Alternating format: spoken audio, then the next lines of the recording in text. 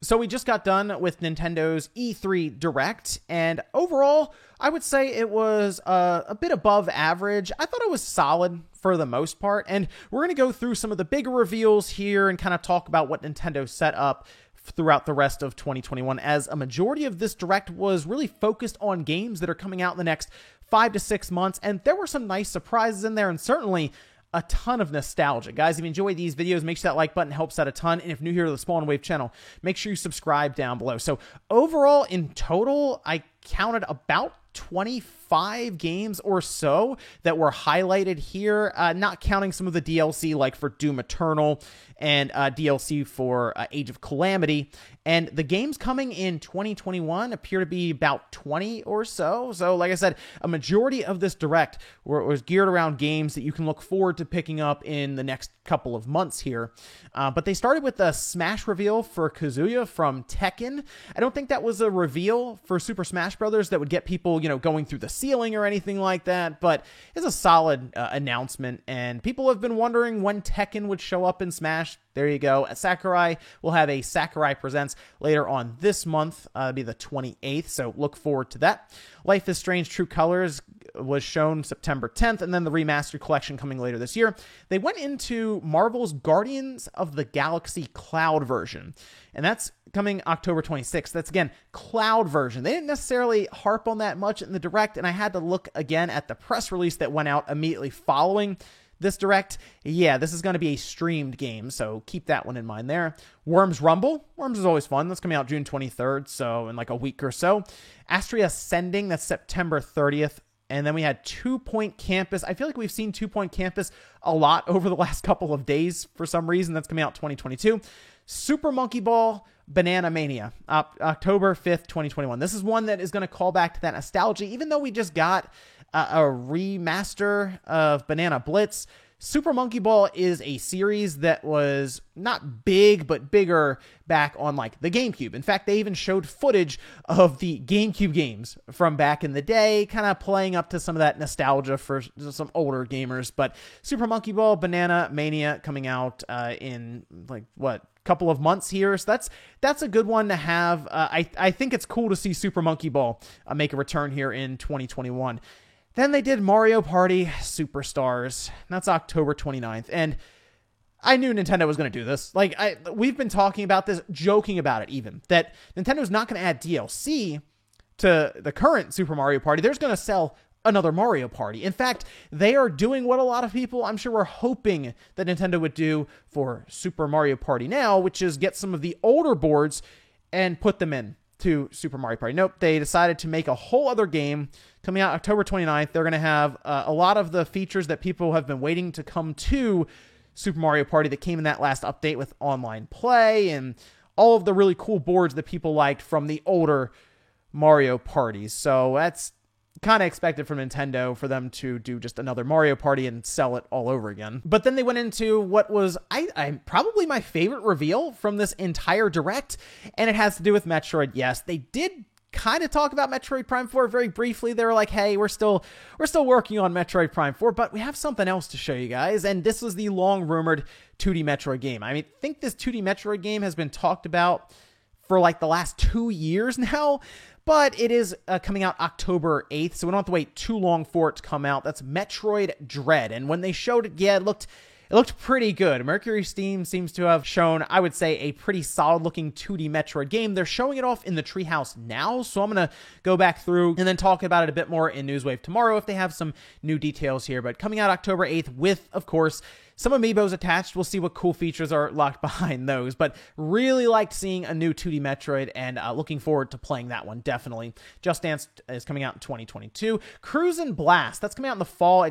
It's a game in the Cruisin' series that I guess is going to be like an exclusive for the Switch. Did not expect to see another game in the Cruisin' series. Not that it's bad, it's just a bit surprising. Dragon Ball Z Kakarot, that's September 24th. We've been talking about this port for a while after it was accidentally leaked by one of Bandai's social media accounts. Mario Golf Super Rush got a highlight here that's coming out in a little over a week or so. And then we had Monster Hunter Stories 2. I've seen a lot of this game, once again, over the last week or so.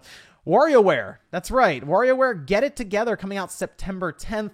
This is a game that got hinted towards with a recent survey where they even asked about the pricing, and it's like, hey, would you guys pay $50 for WarioWare Get It Together? So I'm going to take a look at some of the information around the pricing and pre-order and all of that after this video to kind of see where they landed on that one. But WarioWare is a series that people really enjoy, I know, so that'll be a cool one to put out there. I've never gotten super into the WarioWare games, but I do know they're pretty popular online. Shin Megami Tensei 5 finally got its reveal. It was leaked out before as a November release, and it still is November 12th. The gameplay looked good. I'm playing Nocturne right now on the PS5, so I'm already kind of in the Shin Megami mood here leading up to the end of the year. Certainly, I'm going to be checking that one out.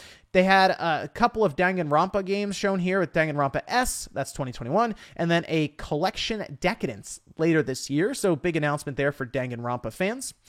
Fatal Frame.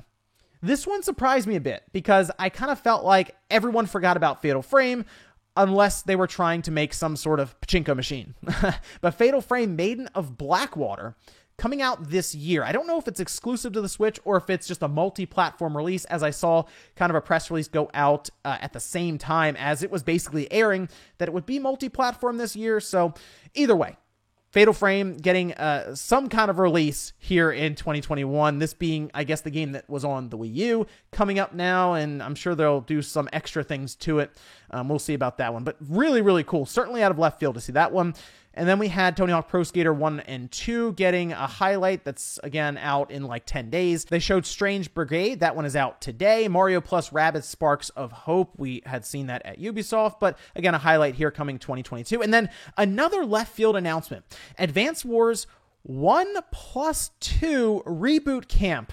December 3rd. This, again, heavy nostalgia here. If you were maybe someone who's been playing games for a little while, you recognize what was happening on screen like I was, and I was just absolutely confused because, again, I thought Nintendo forgot about Advance Wars, but here we are now looking at Advance Wars 1 and 2 coming out in December. I'll be grabbing that because we just talked about Metal Slug Tactics, and everyone saw it and said, you know, I really want a new, or an Advance Wars game at least to play, a new one. Even people are saying go get the old ones and bring them up to the Switch.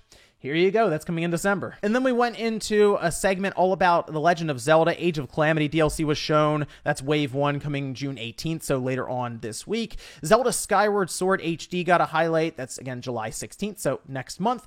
And then they showed a piece of hardware. We're getting a Game & Watch Zelda. It's going to have Zelda 1, Zelda 2, and then Link's Awakening, as well as a version of the Game & Watch Vermin game with Link kind of as the character there in the middle.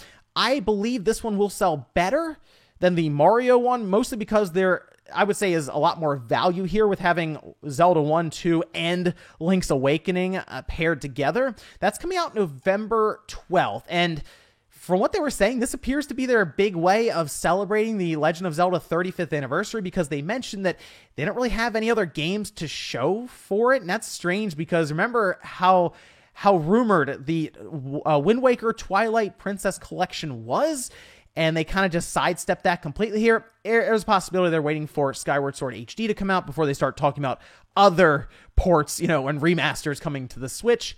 And then their big closeout was indeed Breath of the Wild 2. They put the year on it for 2022. At least they're aiming for 2022. That's right. This is still a game that could be pushed into 2023. And you know what? When they showed the game, it kind of makes sense because I feel like the scope of this game is much larger than we were thinking and maybe even they were thinking. I mean, really look at this. It's been, if we go into 2022, it'll have been 5 years since Breath of the Wild 1 released, and this is a direct sequel to Breath of the Wild 1. And a lot of people feel like, okay, it's a sequel. It won't take as long to come out. There is a possibility if this falls into 2023, it might be a 6-year development cycle on it. And when they showed that it looks like they're going to also incorporate the skies, and I mean, it was a pretty good looking trailer, so much so that I was a little surprised by the visuals they showed off. I mean, sounds like it is going to be a massive project, a massive game to explore.